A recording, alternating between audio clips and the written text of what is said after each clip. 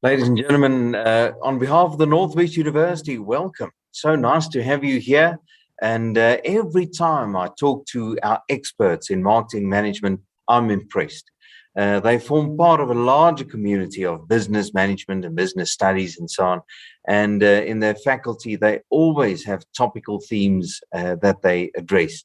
And I think in the times that we live in, it's pertinent to talk to some people in marketing, especially since we're winding down in 2021 and moving towards whatever new plans we might have for 2022.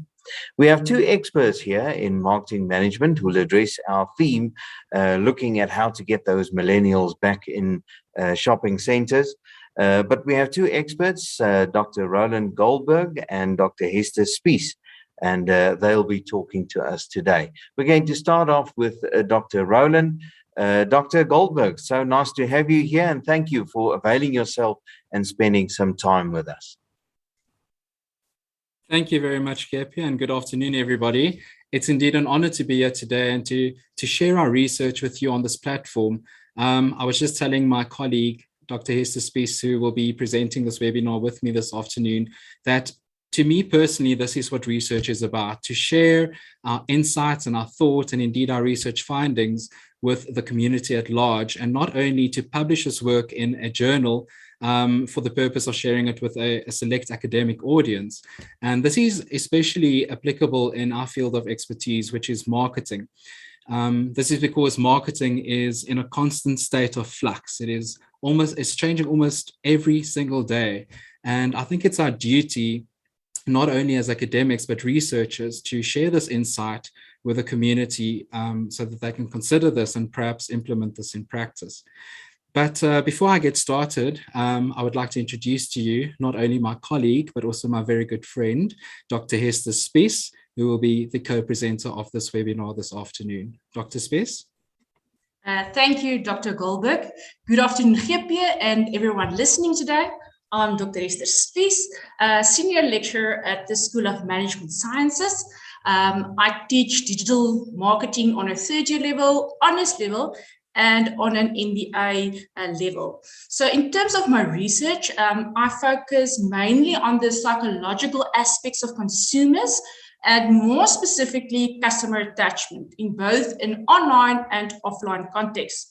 Now, with the marketing landscape continuously changing, I'm really excited to share and discuss, new trends and new insights.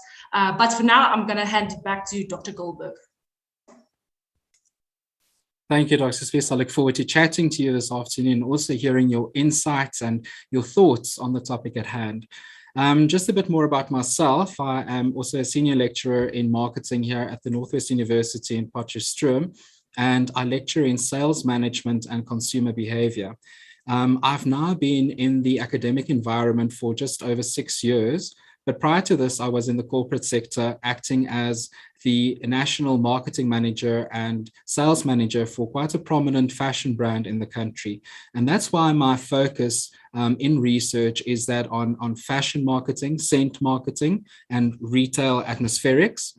And then also my primary focus area is that of place marketing. And that is the marketing of cities and towns or areas within these cities and towns, like city improvement districts, for example, and also the marketing of provinces and countries as a whole. And the topic of discussion for today was actually born from this area, from place marketing. So today we are going to talk about shopping centers and the motivation of millennials for actually frequenting or visiting these physical retail spaces. Now, the rise and proliferation of online shopping platforms like Takealot and Amazon and eBay has had dire effects on shopping centers, not only in South Africa, but around the world. And this is due to consumers' a very strong preference for browsing and buying products and services online. And ultimately, this has now caused a massive decline in consumer footfall across multiple traditional shopping formats like shopping centers or urban retail parks and even your high streets. So this change in consumer preference is merely one of the factors that have contributed to the downfall of shopping centers. And Dr. Spies will elaborate on the other factors in just a sec. But yes, shopping centers are facing some very difficult times ahead, and I think this should be addressed proactively. Now, just to give you an example of the severity of what's happening in the retail scape, in 2020, with this whole COVID debacle, 17,500 chain stores in the UK alone closed their doors. In the first half of this year, 2021, more than 8,700 chain stores closed down for good, not opening again. Yes, COVID has played quite a significant role in this, but there is more to this than just the pandemic. COVID merely accelerated this decline, and we will discuss that in just a bit. Now, there are roughly about 700 shopping centers in the UK. 30 of these shopping centers are half empty. A further 34 only have 30 to 40% occupancy, and another 200 of these shopping centers require a significant overhaul, which means it's a requirement of millions and millions of pounds of investment. And if these pounds aren't invested, they can just as well close their doors as well. And nearing the end of 2021, nearing the end of this year, I predict that another 70 shopping centers, not shops, shopping centers, will close their doors for good. Now, these figures are quite worrisome. It's not only about the shopping malls closing their doors and switching off the escalators, putting a red ribbon there with no entry signs, but it's the livelihood of all these people that worked in the retail environment, not only in the shops, but also the shopping center. We are talking about hundreds, even thousands of people losing their jobs overnight. I think I read this morning that in South Africa, the unemployment rate increased from the second part of the year, the second quarter, which was at 34.4%, it increased to 34.9% in the third quarter. So these are definitely figures that we should be worrying about. Then Coresight Research, a research company in the US, looking at the US, where they are referring to this whole retail phenomena as a retail apocalypse. That is the popular narrative overseas, a retail apocalypse. And they estimate that 25% of shopping centers across the entire USA are going to close down their doors in the next 3 years. And that equates roughly to about, let's say, 100,000 shops in the next few years, 2 to 3 years. I am, however, so confused as to, given these figures and given this current phenomena taking place in retail, it confuses me as to why developers are yet continuing to build shopping centers and or shopping precincts. And I'm not talking about small shopping centers like Sandton City or Rosebank Mall, but I'm talking about gigantic shopping complexes for billions of dollars and rands. For example, in New Jersey, they have just completed a $5 billion, 3 million square foot shopping center. And they call this the American Dream. The shopping center's name is the American Dream, complete with an ice rink, a ski slope in the shopping center, and a full-on Nickelodeon branded amusement park within the shopping center. So imagine a Gold Reef City in Eastgate Shopping Center and multiply that by 10. That's the size of the shopping complex. And yet, a year later, they are facing closure. What's more, the same company is planning to build a similar shopping center in Miami later this year or next year, early next year. So the logic behind this absolutely escapes me. In South Africa, we're calling the same phenomena a mall malaise, a sickness or illness of some sort that has hit our retail environment. Hyprop, the owners of some of the prominent shopping centers in South Africa like Rosebank and Hyde Park, Canal Walk and Cape Gate, have recently reported that their average consumer footfall fell by 7.6% from 2020 to 2021, and their trading density fell by 2.5%. So apart from the footfall in consumers, that's one problem to look at. But these shopping center owners are also faced with massive amounts of debt owed to them. For example, the arrears reached about 145.8 million for Growth Point's financial year. And these are large sums we are talking about. Yes, I do agree that this mall malaise has been exacerbated by COVID-19 and its related restrictions like lockdown restrictions. So yes, we will see the matter improving to some extent in the coming months and even years. But this improvement, I believe, will only be temporary before we too, like the US and the UK and many of the overseas countries, start shutting our malls one after the other. And this is because COVID-19 is not the only damaging factor to the survival of malls. And here, once again, I'm going to cross over to my colleague to explain to us and to discuss some of the other damaging factors that we have identified that could lead to the downfall of South Africa's shopping centers as we move along year after year. Dr. Spies, the floor is yours. Thank you, Dr. Goldberg. You're quite right that, although COVID plays a big role in the downfall of malls, it's not the sole reason for shopping malls closing worldwide. Now, there are kind of various variables that contributed to the downfall. But I think for the purposes of today, I'm just going to shed some light on the main factors. Now, with the first factor, I would like to focus on online shopping.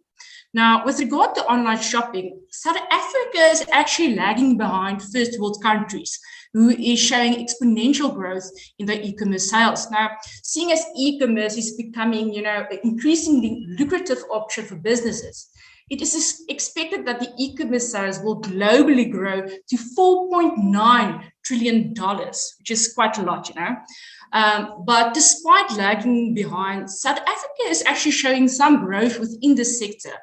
Now, experts believe that South Africa's online shopping will undergo significant growth in the next few years. I think for 2021 alone, they expect a 37% growth in the online sales. Now, these type of percentages can be fatal for retailers, and I think more specifically, smaller retailers trying to compete. There are various reasons why experts believe the online shopping will grow, and I will share quite a few. So the first one is due to our country's expanded and improved internet availability.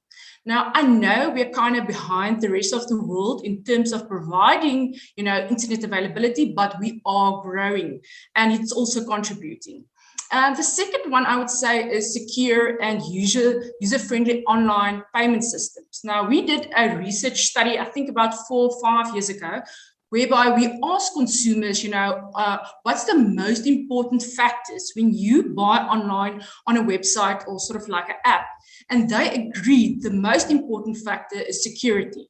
They want to trust the system. So that has increased in South Africa.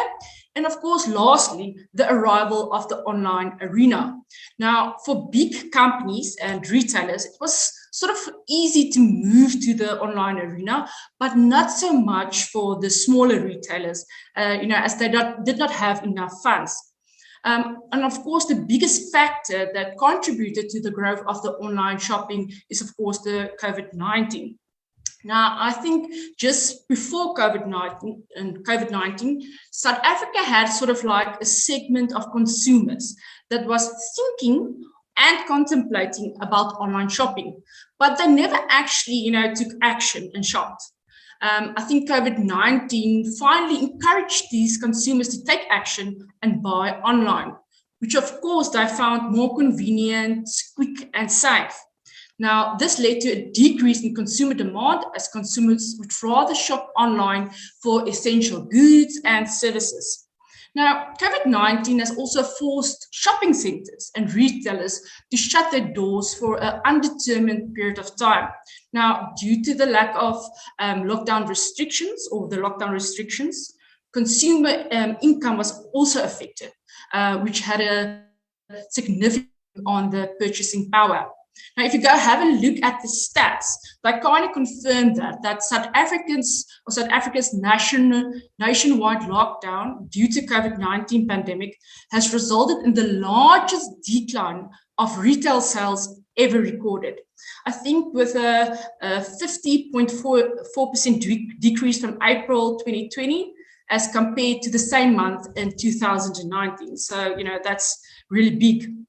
Unfortunately, the loss of footfall and the sharply reduced purchasing power of consumers in South Africa has caused numerous shopping centers and retailers to close their doors for good. That's very sad. Many retailers were liquidated as they were unable to meet their financial obligations, which of course had a big effect on our economy, that's going through a recession. Now, for example, everyone knows the big H&M retail store. It's the second largest fashion retailer, and they plan to shut down the doors of 250 stores globally. Now, personally, I hope they don't close it in South Africa, as I really like to shop at H&M.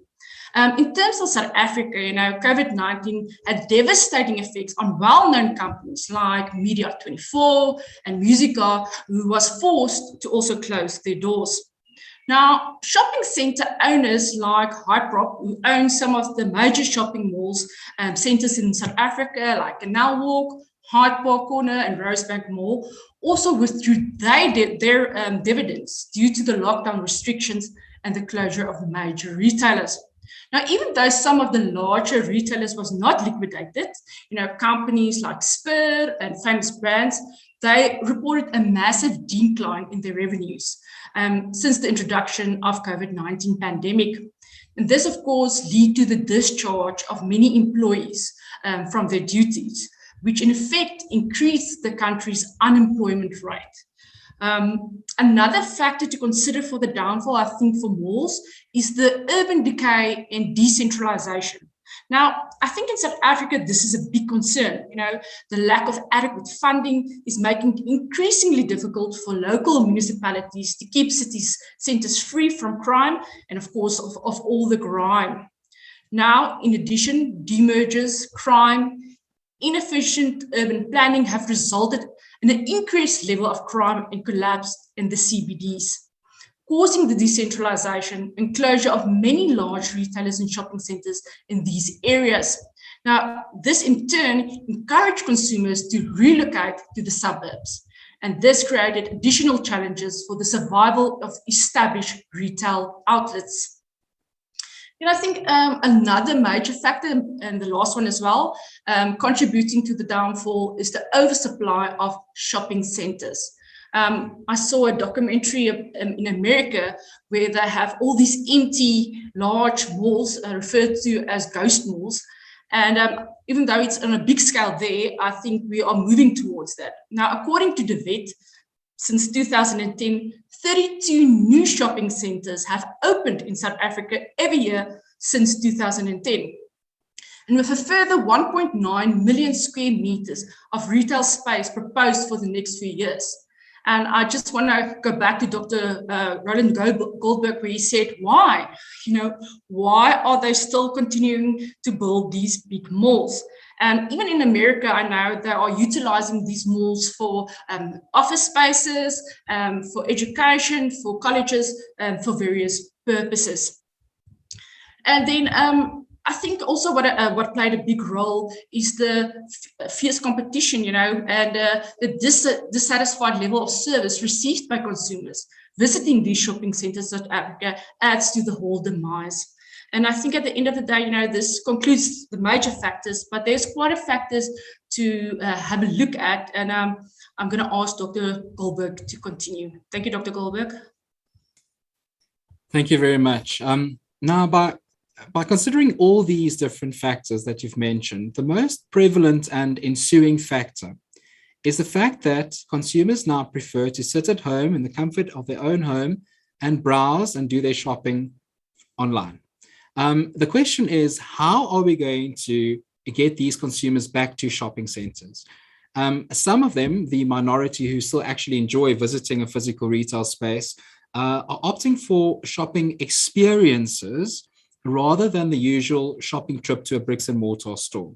For example, myself, I would rather go to a rejuvenated city center area like Braamfontein in Johannesburg or Stanley 44, with all the rich architecture and the culture and the unique mom and pop type stores, specialty stores, than head to Sandton, for example, one of the traditional malls. It just offers such a unique experience. But how can we mimic these experiences at the traditional shopping center and drive footfall back to these areas? So one aspect I have considered is to look at which age group or generational cohort has totally moved away from physical retail space and who now share a very strong preference for online shopping. And that is Generation Y, or more commonly referred to as the Millennials, those born between 1986 and 2005, according to the definition used by the School of Management Sciences. Yes, the Millennials have indeed received so much attention from marketers around the globe in the past few years. And this is because of the mere size of this generational cohort, as well as its growth in consumer spending power. And both these characteristics provide sufficient impetus, not only for marketers, but also for academics to conduct further research and investigation into this cohort. In South Africa specifically, the millennial cohort comprises 27% of the total population, and that translates to a spending power of roughly 14 million consumers. And these consumers, however, unfortunately, are not chilling around in our shopping centers.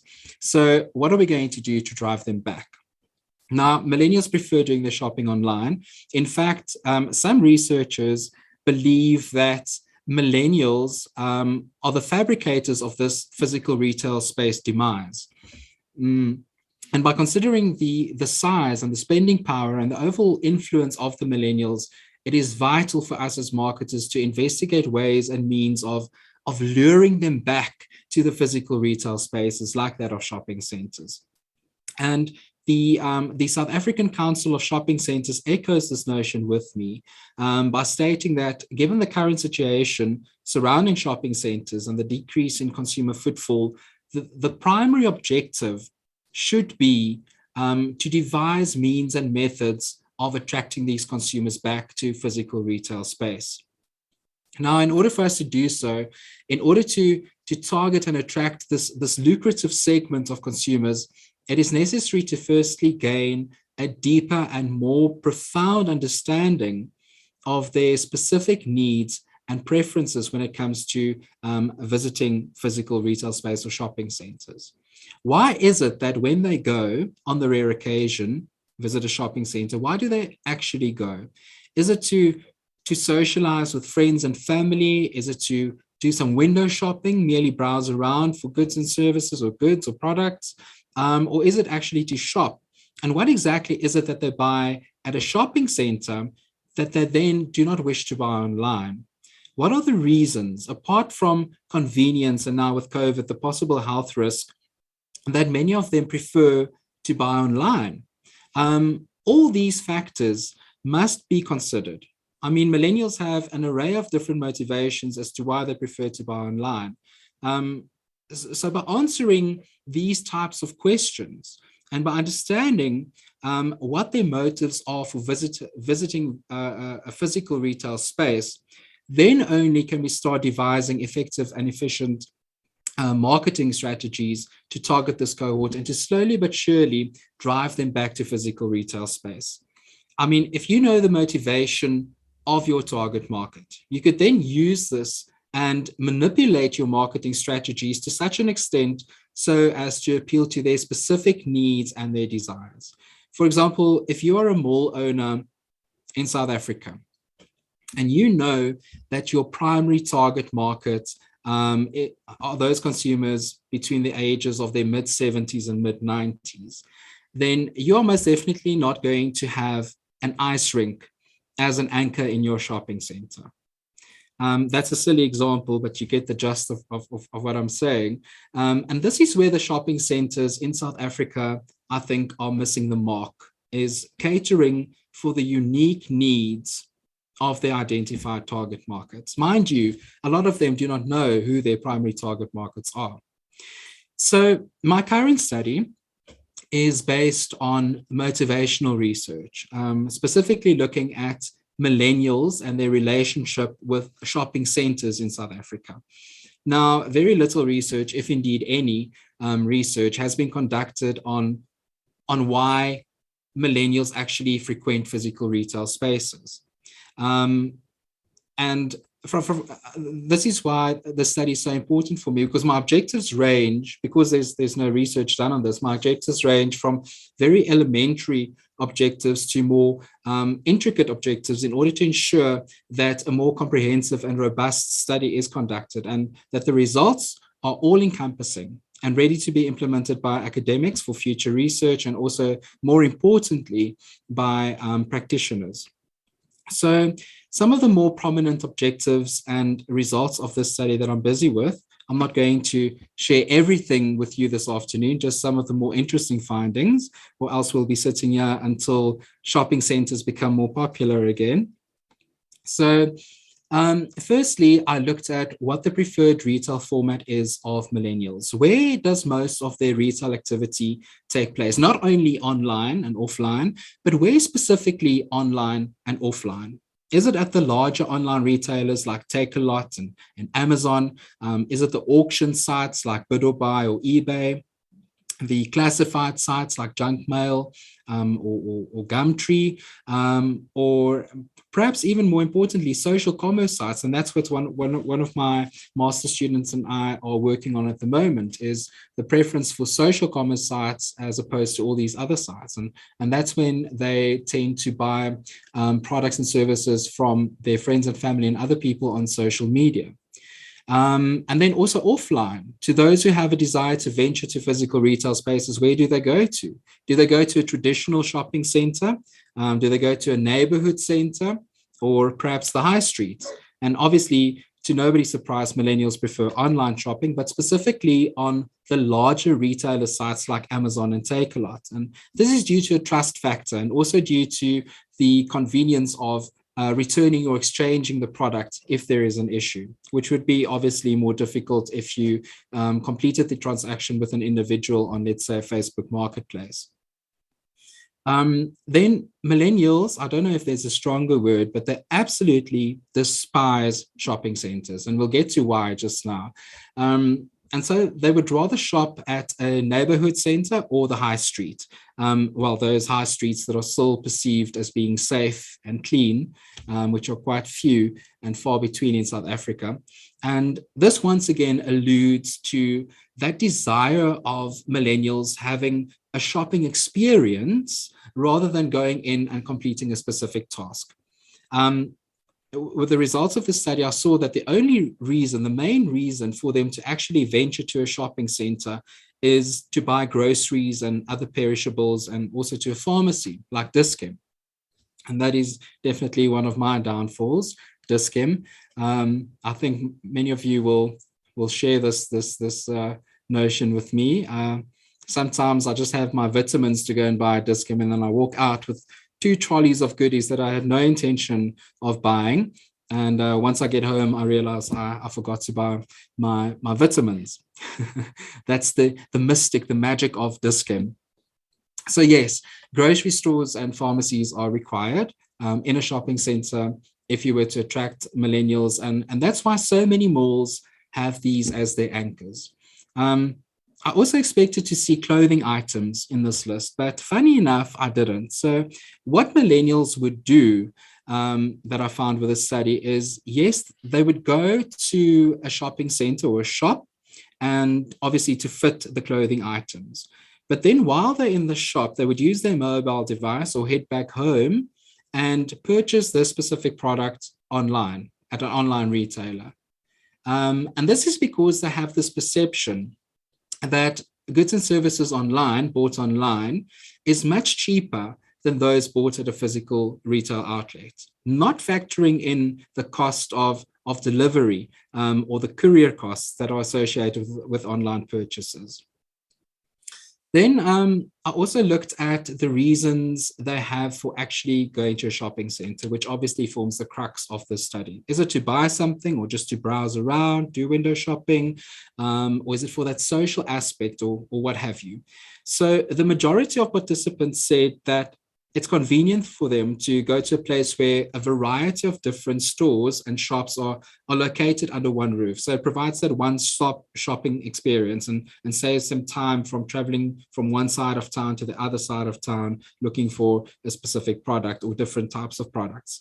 And then coupled with this is all purchases that have a sense of urgency, that they are not willing to wait for a delivery period of 45 days, for example, ink cartridges or batteries or other forms of stationery, for example.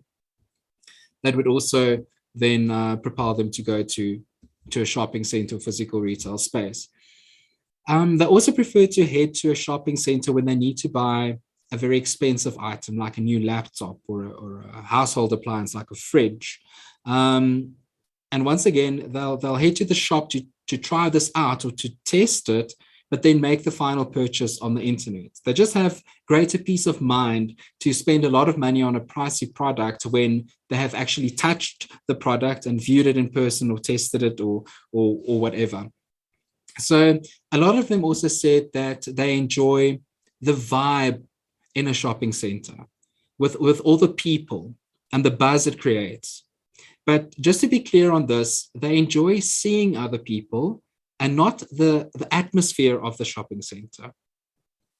And this shows that, yes, even though they really do not like shopping centers, there are certain aspects that they do like about a mall. And that is exactly what I am after with this study. And as the analysis continues, more and more of these factors will be uncovered that we can then use in the design and devising of our marketing strategies.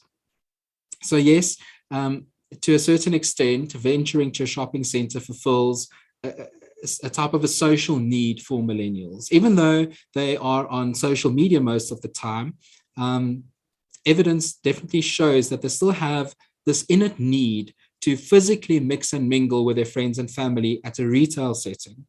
Yet so many of our malls barely provide opportunities for them to do so. Some shopping centers, for example, here in Potch, have one or two measly family-orientated fast food outlets. So why should millennials even bother considering a mall when having a night out with their friends, when what they're actually looking for is a bit more fun or a sophisticated experience? So one of the primary hindering factors were that the shopping centers do not have, let's say, a sufficient variety of restaurants catering for different family types and different age groups. Something quite prominent that I discovered with the study is that millennials do not even consider an establishment like a pub or a restaurant as an option at all if they do not facilitate or have any smoking facilities. Now, I know obviously not everybody smokes, not all millennials smoke, but a large number of them do. And if you want to attract this age cohort back to your establishment, you should keep something like this in mind. Now, another reason why millennials would rather avoid shopping centers is obviously cleanliness. I think all of us agree with that. And ample parking space at a good price. I've been to our Tambo now a few days ago. I mean, it's obviously not a mall, but the amount you pay there for parking fees, it's absolutely atrocious. And there's a lot of malls as well in South Africa. I've been to quite a few where you cannot fathom how much they charge for an hour's parking. So that was something that came up, is safe and a reasonable priced parking. And then also the competence and the friendliness of staff. A problem, unfortunately, that we do not only experience at shopping centers, but at a lot of other institutions and establishments across the country as well. So yes, quite a lot of aspects to consider when we want to attract consumers, and specifically this age cohort, the millennials, back to shopping centers. Even though the study is not yet complete, these findings I've shared with you this afternoon have already provided much light on the topic. We're much better off now than what we were, not knowing at all what's going on with the millennials and why they are avoiding shopping centers and running away from physical retail spaces. And this study will be complete by, let's say, June next year, July next year, after which I will compile a report that can be used by stakeholders in the industry to improve their marketing endeavors when it comes to improving consumer footfall at shopping centers. Some advice I can give in the interim based on my research and these findings is that mall owners should become very aware of the number of discount stores or stores that offer cheap imported knockoff products that they take on as tenants. This is because it creates a specific perception, which could lead to the attraction of a specific type of consumer that is not always desirable. And that will have a kind of a broken windows effect. So if your targeted audience or your desired consumer perceives your shopping center as going backward, it's offering substandard products or service, it's dirty, they do not like the majority of the other consumers there, then it could lead to them never returning back to your retail space again. And that would then have a ripple effect on not only the shopping center, but also the surrounding areas, because you're taking these desirable consumers out of the picture. They're not coming back to this place that they perceive as being unsafe. So the mix of shops should be very well balanced, if at all possible. Another word of advice I would be able to give now at this stage is to start focusing on the entertainment value that you provide to your consumers and combining other products and service offerings with that of the actual shopping center. It's not now just, hey, we're a shopping center and we only offer a mall product. It's more like, no, we're a retail center and we form a dominant part of the community. How can we make sure that we get more than our fair share of the commerce that's in the specific market? And that's why you see proactive shopping centers, not only overseas, but also some of them here in South Africa. They are already starting to branch off into restaurants, adding facilities like hotels and ice rinks and bowling alleys, self-storage. Some of them have apartments attached to them, or office space and other uses to the shopping center. For example, look at Gateway in Umhlanga Rocks. They do not only have this retail offering, but they offer a whole experience, because surrounding this shopping center within the complex, there are hotels, there are storage facilities, there are apartments, and they have that wave house. So you can go surfing at the mall. And this is where retail and shopping centers should be aiming towards, is offering an entire experience, more so than your retail product as such. So yes, I hope you found this talk very interesting. I will be at liberty to provide more insights and advice nearing the end of the study in June or July next year. And once I've completed that report, so we may just discuss a follow-up webinar once all that is done and dusted. But yes, thank you, Geepje, and to all our guests for allowing myself and my colleague, Dr. Spies, this time to share our thoughts with you on this topic that I deem very important and critical in retail today. It's always a pleasure to chat to you. I'm not sure if there are any questions in the chat box, Geepje, or from your side that you would like to pose to myself or my colleague. Yes. But other than that, thank you very much. I'm very interested in the methodology that sits behind studies such as yours, because it seems as if it needs to be coming from not just two angles, not just an explorative one or quantifiable one, but perhaps a triangulated one as well. It has so many little derivatives. I mean, if you talk about the motivational one, obviously there's an exploration that takes place, but we're also talking about numbers. You know, the number of people visiting, the kinds of product offering and retail offering that would attract the kind of consumer. You know, there are so many correlations also. So I guess what I'm what I'm trying to say is, from a research methodology point of view, this must be a challenge. How do you decide on an approach? Definitely, Gepe, I agree with you on that.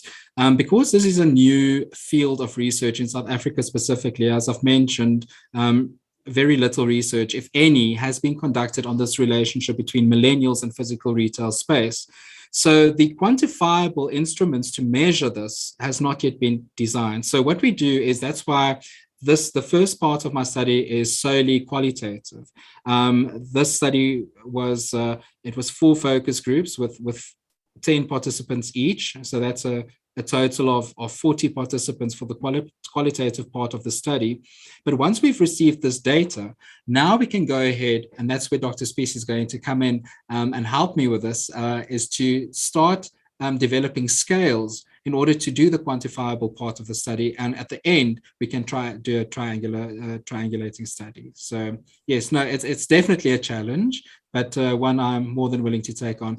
And also what helps here is that the companies and the stakeholders external to academia, because this is so important, they are willing to buy in and provide necessary funding for further research. So it's definitely a very large task we have at hand, yeah.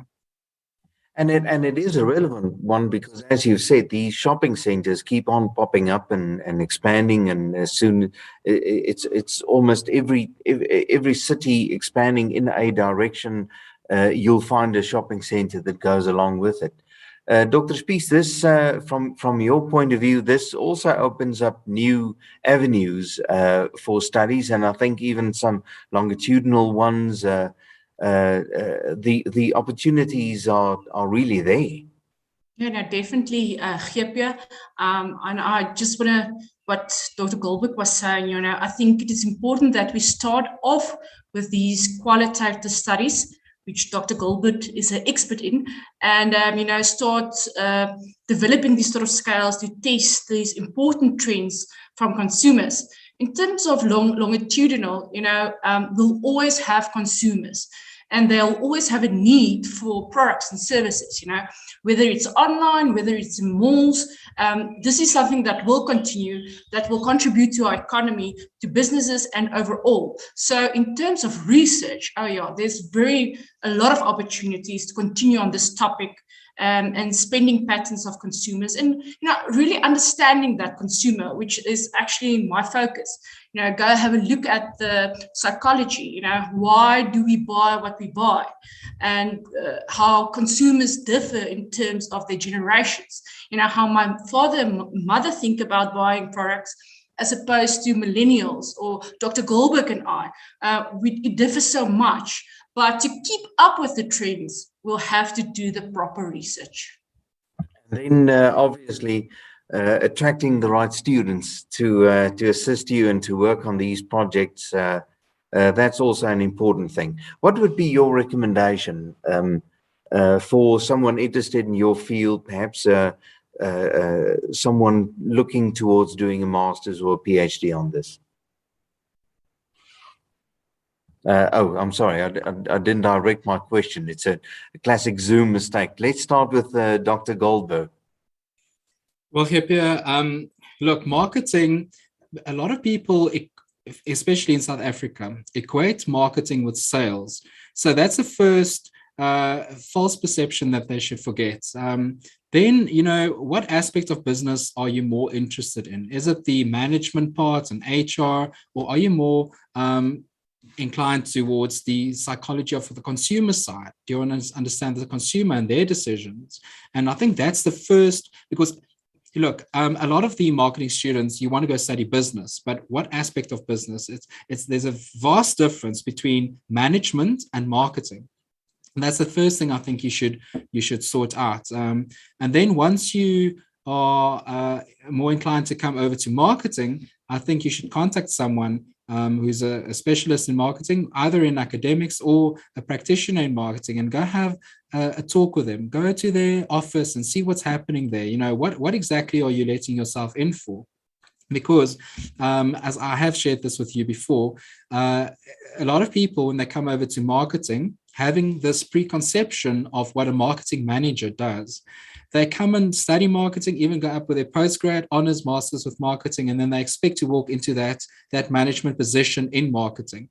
And they are very disappointed when they enter the labor market because, yes, I myself and many people who studied marketing, once you enter practice, you need to start at the bottom and work your way up. You are not going to start at the top and fulfill all the duties and roles of a marketing manager as such. So yes, even though it's two different schools of thought, marketing and sales, I would advise, and I advise all my marketing students, even if they've completed a PhD, to go into sales first. That is where you learn the crux of marketing. And then you obviously move up over to the more strategic side of marketing. But if they are interested in marketing and studying marketing, they're more than welcome to contact me or my colleague, Dr. Space, and we'll bring them over to the marketing side, I'm sure. Thank you so much, Roland. I appreciate it. Dr. Spies, a last word from you as we say goodbye. Yes, I just want to add as well, I usually tell my master's and PhD students as well, it's true what Dr. Gilbert said that, in the beginning, you're not going to walk into that management post, but later on in the career, when you get some experience, they do have a look at your qualifications. So when they later on, put someone in a management position, I think you're going to have a better there's a bigger possibility of getting that job. And something else quickly, in Europe and America, the norm is after graduate studies. Getting a master's or PhD is a norm. So I think if you're interested of going further, going overseas, you have to consider doing your postgraduate studies. So that would be an encouragement as well. And you're welcome to come and have a chat with us.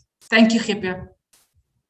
And thank you to you too. I appreciate your time, Dr. Spies and Dr. Goldberg as well. It is always enlightening to listen to you speak. So thank you so much for availing yourself, and thank you for your time. Thank you, Gippie. And thank you to our guests. And thank you, Dr. Goldberg. Thank you. Ladies and gentlemen, contact us. Just visit the university's website and you'll see whatever you need to see there. You're more than welcome to approach us, and we're very willing to help you on your journey towards greatness. Enjoy the rest of the year, and good luck for 2022. Goodbye.